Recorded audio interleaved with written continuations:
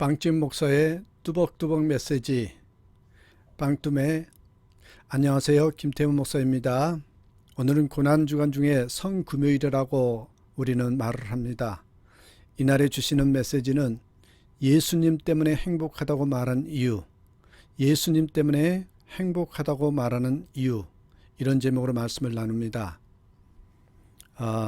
누가복음 23장 34절의 말씀인데요, 제가 봉독해 드리겠습니다. 아버지여 저들을 사하여 주옵소서. 자기들이 하는 것을 알지 못함이니이다. 이 한 구절의 말씀입니다. 제가 설교를 마칠 때 마무리 인사가 항상 예수 안에서 기뻐하시고 예수님 때문에 행복하세요, 이렇게 보통 인사를 합니다. 이렇게 메시지 전할 때 마지막에 하는 이 이유가 있습니다. 그 이유를 여러분과 함께 좀 나누고자 합니다. 앞서 말씀드렸습니다만 오늘은 성금요일입니다. 주님은 고난주간 금요일 이른 아침 6시쯤에 사형 선고를 받으시지요. 그리고 오전 9시에 십자가에 달리십니다. 그리고 나서 오후 3시에 운명을 하셨죠. 그러니까 6시간 동안 여러분 십자가에서 고통당하셨던 그 예수님의 그 날이 바로 성금요일입니다. 이 6시간 동안에 이 비명 같은 7마디 말씀을 하셨어요. 그것을 우리는 가상 7언, 십자가 위에서의 7가지 말씀, 이렇게 표현을 합니다. 그 중에서 오늘 여러분과 나누고자 하는 말씀이 첫 번째 말씀이죠. 바로 아버지 저들을 사하여 주옵소서라는 내용입니다. 여기서 저들은 누굴까요? 저들을 사하여 주옵소서 할 때 저들은 로마 군병들 뿐만 아니라 예수님이 십자가에 못 박는 과정에서 이 직접적으로나 간접적으로 참여한 모든 사람을 가리킵니다. 유대의 종교 지도자들, 바리새인과 서기관들, 또한 예수를 죽이라고 소리친 무지한 군중들, 구경하면서도 조용했던 군중들도 있었지요. 예수님은 그들을 위해서 한마디로 용서를 비는 기도를 하시는 겁니다. 자신을 십자가에 못 박는 자들을 위해서 아버지여 저희를 사하여 주옵소서 하신 예수님은 여러분 아시죠? 자신을 3번씩이나 부인했던 베드로를 위해서도 또한 이 용서의 기도를 하셨습니다. 또한 스데반을 돌로 쳐 죽였던 사울을 위해서도 이 용서의 기도를 하셨습니다. 예수님께서 십자가에서 저와 여러분을 위해서도 마찬가지일 겁니다. 아버지여 저희를 사하여 주옵소서라고 기도하셨고 또한 그렇게 기도 드리셨기에 지금 저와 여러분이 죄 사함을 받았고 구원을 받은 것입니다. 우리는 이 은혜를 날마다 받고 사는 것이지요. 이제 구원받고 여러분 영생 얻고 천국에 들어간 자들이 감당할 책임이 그런 데 있어요. 그 책임이 있는데 그건 여러분 용서받았기에, 내가 용서받았기에 이제는 내가 용서해야 된다는 것입니다. 용서하면서 살아야 된다는 거죠. 그런데 여러분 아쉽게도 여러분 세상에서 가장 하기 힘든 것 중에 하나가 용서 아닙니까? 그렇습니다. 여러분, 나 자신의 인간적인 힘으로는 도저히 불가능합니다. 어려운 게 아니라 불가능하다고 말씀드리고 싶습니다. 그러면 가능한 방법이 뭐냐? 예수님의 용서를 기억하셔야 됩니다. 예수님이 용서하셨던 그 은혜가 내 가슴 속에서 충만해야만 남을 용서할 수 있는 것입니다. 그래서 여러분 오늘 용서에 대한 몇 가지 메시지를 여러분과 나누고자 합니다. 첫 번째입니다. 주님이 용서한 나도 나를 용서해야 된다. 주님이 나를 용서해 주셨잖아요. 그렇다면 나도 또한 나를 용서해야 한다는 것입니다.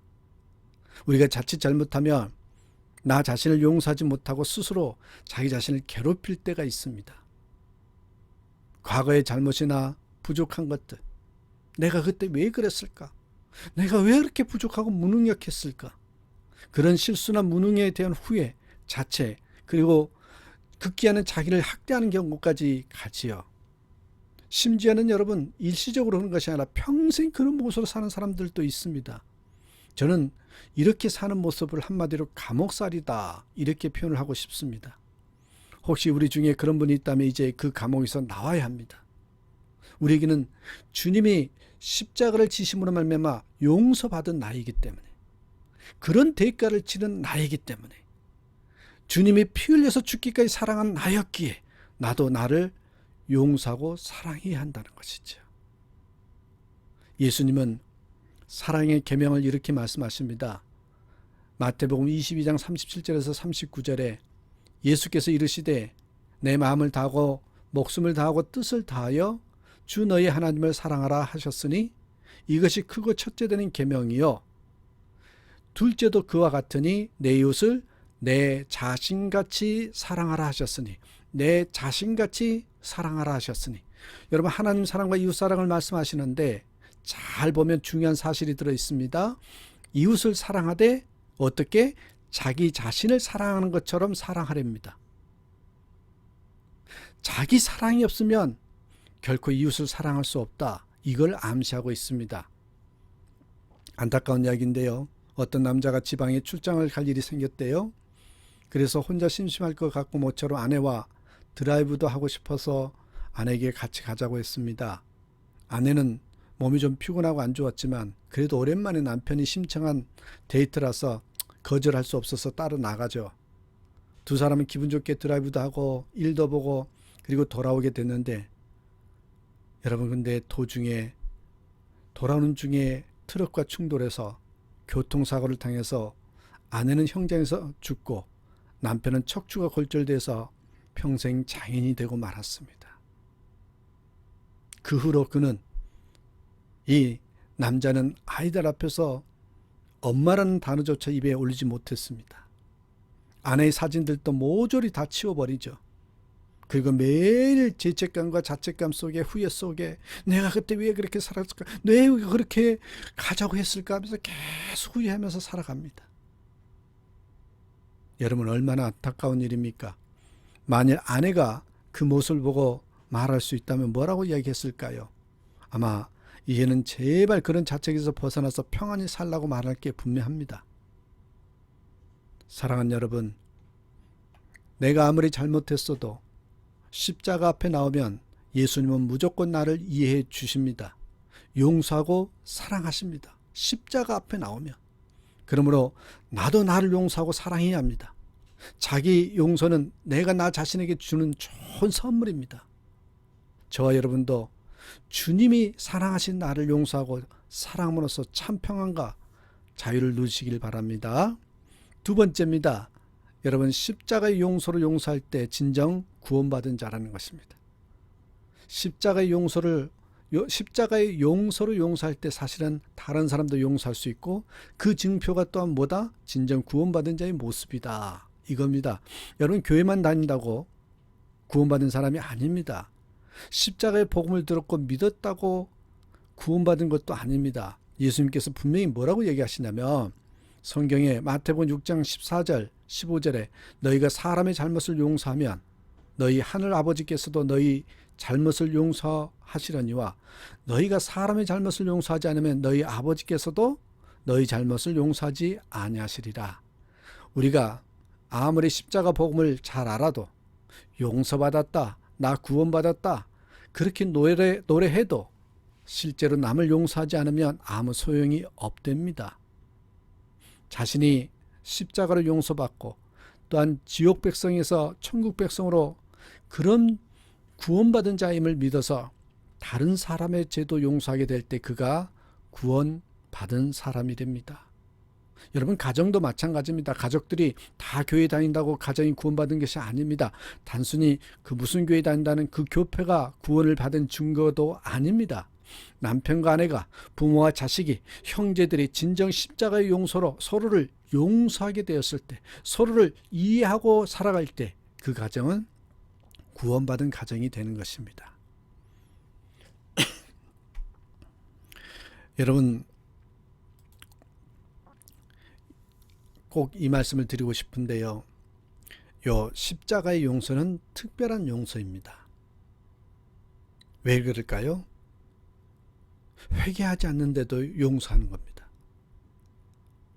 회개하지 않는데도 용서해 주는 것이 십자가의 용서랍니다. 요셉을 보십시오. 요셉은 형들이 진심으로 회개한 것이 아님에도 형들을 용서하잖아요. 이것이 하나님의 용서입니다. 이것이 우리가 받은 용서입니다. 우리는 태어날 때 이미 용서받은 자로 태어난 것입니다. 잘못한 사람이 먼저 회개해야 용서한다면 우리는 죽을 때까지 용서하지 못할 사람이 있을 것입니다. 그렇다면 우리는 용서하지 않는 마음을 가슴에 품고 무덤까지 갈 것입니다. 천국까지 그 감정, 그 미움, 그 응어리를 간직하고 갈 것입니까? 아닙니다, 여러분. 용서하지 않는 것 역시 죄임을 알아야 합니다. 우리가 용서받아 구원받은 사람이기 때문에 그렇습니다. 용서는 해야 한다고 해서 되는 것이 아닙니다. 본인이 용서의 은혜를 누려야 가능한 것입니다. 용서는 여러분 정확히 표현하면 되어지는 것입니다. 용서는 하는 것이 아니라 되어지는 것입니다. 요셉은 형들의 죄악에 대하여 충격적인 고백을 하죠. 뭐라 그랬어요? 당신들은 나를 해하려 하였으나 하나님은 그것을 선으로 바꾸셨습니다. 옆에 써놨잖아요. 당신들은 나를 해하려 하였으나 하나님은 그것을 선으로 바꾸셨다고. 요셉이 은혜의 하나님을 알았기 때문입니다. 요셉은 죽을 고비를 수도 없이 넘기면서 억울한 일, 두려운 순간들, 앞이 캄캄한 일을 겪으면서 그는 경험했습니다. 하나님의 은혜가 언제나 함께 하신다는 것을 알았습니다. 모든 고통과 이 길을 합력하여 선으로 바꾸시는 하나님의 능력을 매번 경험했습니다. 형들은 자기를 죽이려고 했고 노예로 팔아먹었지만 그것을 하나님은 선으로 바꾸셔서 가문 속에서도 온 가족을 구하고 이스라엘의 큰 역사를 이루어가는 그런 기회로 삼으신 것을 깨닫고는요, 형들을 용서할 마음이 일어난 것입니다. 그래서 엄청난 고백을 하죠. 창세기 50장 21절에 당신들은 두려워하지 마소서 내가 당신들과 당신들의 자녀를 기르느이다. 기르느이다. 당신의 자녀들을 기르겠다는 겁니다. 여러분, 이게 십자가의 용서입니다. 오래된 이야기입니다만은 한 영성 프로그램에 참여한 적이 있었는데 그때 최용덕 씨가 작곡했던 여러분 그 찬양 아시죠? 오늘 나는 이라는 찬양을 듣고 저도 한없이 울었던 적이 있습니다. 나중에 알았지만요, 최용덕 집사님이 이 찬양을 만들게 된 사연이 있더만요. 어느 날 어느 집사님과 복음성가에 대한 논쟁이 일어났답니다. 그 집사님은 복음성가에 대해서 찬송가보다 못하다고 그런 의견을 가지고 있었기 때문에 요 복음성가를 부르면서 또한 또 작곡하는 본인으로서 너무나 화가 난 거죠. 그런 후에 화해를 청해야 한다는 그런 성령님의 음성이 들렸습니다. 그런데 망설여지는 거예요.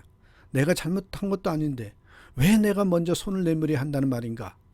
자신이 교회도 먼저 나온 선배라는 생각에 끝내 먼저 손해보기를 거부하고 있던 어느 날에 그 집사님이 먼저 용서를 구하기에 이렇게 손을 내밀고 화해해 주었답니다.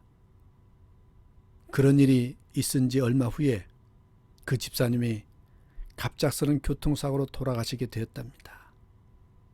그래서 장례식장을 찾은 집사님은 그 친구 집사님의 사모님으로부터 일기장 한 페이지를 보게 되죠. 그 페이지에는 자신이 가장 존경하는 분은 예수님이고 그 다음으로는 자신을 전도한 최용덕 집사님이라고 쓰여 있었다고 합니다. 그 구절을 읽으면서 최용덕 집사님의 눈에 눈물이 계속 흘렀습니다. 그렇게 해서 쓰여진 복음성가가 바로 오늘라는 그런 복음성가입니다. 사랑하는 여러분, 결론적으로 말씀을 맺습니다.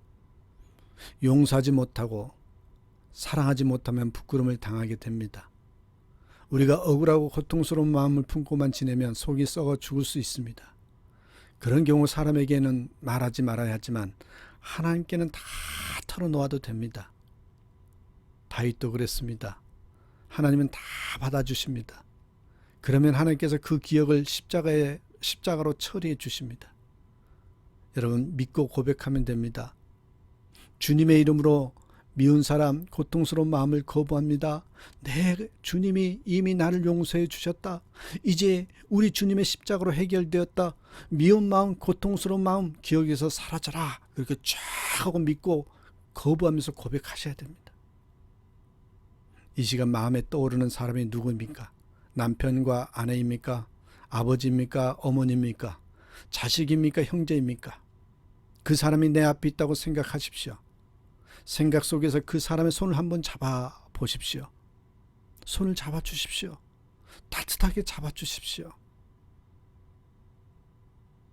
여러분, 그런 마음을 가지려야 될 날이 바로 오늘 성금요일이 아닌가 싶습니다. 사람은 누구나 행복 추구의 본능을 가지고 있습니다. 행복하게 살고 싶어 해요. 저나 여러분도 마찬가지일 겁니다. 그러면 과연 어떻게 하면 행복해질 수 있을까요? 여러분은 행복의 요소가 어떤 것들이라고 생각하십니까? 돈이요? 권세요? 명예요? 즐거움이요?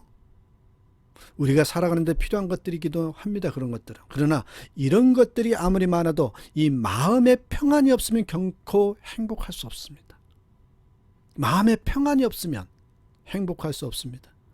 그런데 이 평안을 위해서 꼭 필요한 게 있어요. 마음의 평안이 있어야 행복한데 이 평안에 있어 꼭 필요한 게 있는데 그게 바로 뭐예요? 용서입니다. 용서. 용서받지 못하면 마음에 고통이 있습니다. 그리고 용서하지 못하면 마음에 분노가 있습니다. 여러분, 고통, 분노 그게 담겨져 있단 말이에요.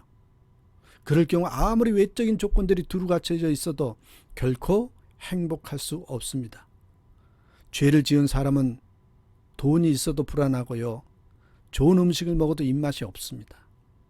남을 미워하고 용서하지 못한 사람도 마찬가지입니다. 그래서 어떤 분이 이런 경험담을 이야기하더라고요.